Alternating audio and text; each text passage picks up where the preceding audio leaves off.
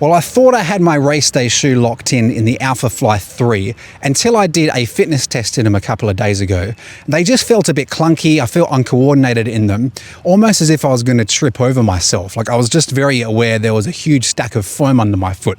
So I've come here to do a controlled shoe test today. The options are the Alphafly 3s and the Vaporfly 3s. So I'm going to do 1 lap in each shoe. The lap is a mile long. I didn't want to do intervals too long because that would introduce fatigue as like a confounding factor. So I'm going to do 1 mile and then change shoes and then do a mile in the other shoes and then do the same thing again. So I'm going to have 2 laps in each shoe, but separated. My heart rate strap isn't working, so I'm just going to go off how each shoe feels. So I'm going to get into it and let's find me a race day shoe.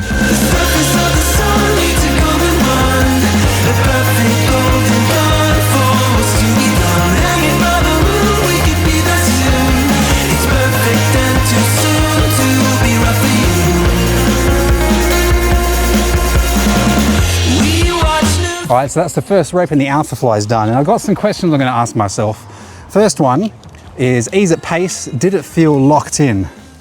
I'm going to give it, I reckon, an 8 out of 10 for that one. Second one, rhythm. Smooth cadence, stable landing. Yes, it was very stable, felt very smooth, very nice. Efficiency. Did it, can't read my writing.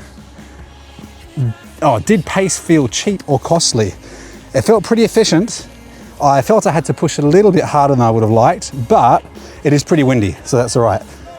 So rhythm, on efficiency, I reckon I'll give it a 9 out of 10. Comfort, 10 out of 10, amazing.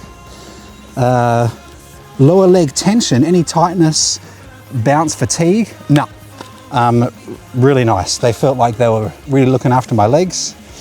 And last one, confidence. Would I trust this shoe to look after me for 42 Ks? Absolutely. So these feel so bouncy. And I'm pleased to say they felt a lot better than I thought they felt during that fitness test. Because during that test, I was obviously running way faster. Like the first rep, I averaged like 335, 337 per K. And they felt just the wrong shoe for the job. But felt way better then, very bouncy. So yeah, overall, I reckon I'd have to give that like a 9 out of 10 or something. So time for the Vaporflies now, and we'll see.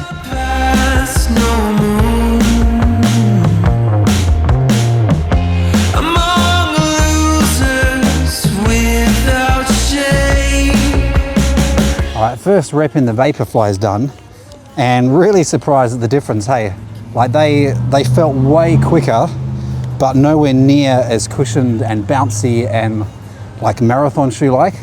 I felt like these were much more efficient, but they certainly didn't have that like max cushion comfort marathon vibe about them. So anyway, let's go through these questions. Ease at pace, I'd have to give it 10 out of 10. I had to consciously slow down then to hold 4:15. Rhythm, very smooth, yeah, not quite as stable as the Alphas. What did I give the Alphaflies, Joe? I don't know, 1 point less than the Alphaflies anyway. Efficiency, I'd have to give it 10 out of 10. Comfort, So I find these a bit narrow around the midfoot, and so I don't know how they'd hold up on the marathon, and also certainly nowhere near as supported and bouncy underfoot. So I'd give comfort maybe 6.8 out of 10. Lower leg tension, tightness, bounce, fatigue. I don't know. Again, I'd have to run. I've never run long distances in the Vaporflies, so I'd have to give it a tentative, I don't know, 6.5, 7. I just don't know. Confidence. I don't know. It's hard to tell. I've never run any long distances in them. I'm going to go with 6 out of 10 because I'm just not confident. All right, so next rep in the Alphaflies. Here we go.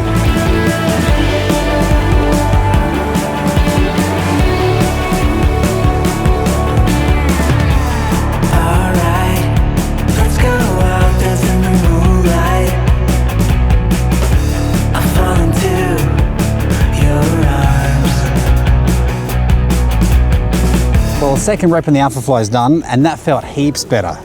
Like, I reckon, I don't know, maybe I just need to get used to the shoe. I felt like when I consciously tried to have more of a midfoot or forefoot strike, the shoe just felt very different. Maybe that's it, I just need to get used to it, but super bouncy. Like, yeah, it's just a really different shoe. So that felt heaps better.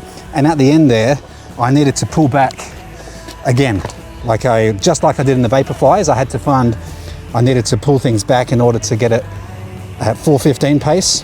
So I think after that rep, I'd have to adjust my efficiency score to, I don't know, it's probably on par with the Vaporflies. What do I give those, 10 out of 10? Everything else is probably this other, ease at pace, so that felt easier that time. So yeah, we'll see how I go on the Vaporflies this time. I just need some time to show you what I got. But don't leave, I'm not an easy one. I just need some time to show what's up my sleeve. What's up my sleeve. Well, that's the shoe test done, and I didn't mention before, this is at the end of my last medium long run before the marathon. So I've been running for an hour before the test to try and simulate a bit of fatigue. And that was very interesting. I'm really glad I did that. As I said, this Alphafly is a really different shoe, and I reckon it takes a lot of getting used to. It's like the bounciest thing I've ever put on. It's like strapping a trampoline to your shoes, to your feet and going. But I felt like once I got used to it, it was a lot better. Like that second rep felt heaps better than the first.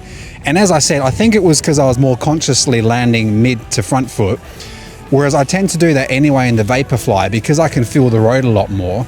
It kind of really encourages me to have a better foot landing. So once I tried to mimic that in this, I reckon the Alphafly is definitely going to look after me a lot better in those last 10Ks. Alphafly is locked in. 7 days till the race. I will see you then.